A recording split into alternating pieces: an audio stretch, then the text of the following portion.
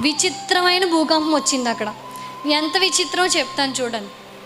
వాళ్ళు ఈ కష్టంలో దేవుని స్తుతిస్తూ ఉండగా దేవుడు అక్కడికి దిగి వచ్చి ఒక భూకంపాన్ని సృష్టించాడు. ఈ భూకంపానికంట వాళ్ళ చేతికున్న సంఖ్యలు విడిపోయినాయి అంట. ఇదేం భూకంపం అండి? ఇలాంటి భూకంపం ఎక్కడైనా ఉంటుందా?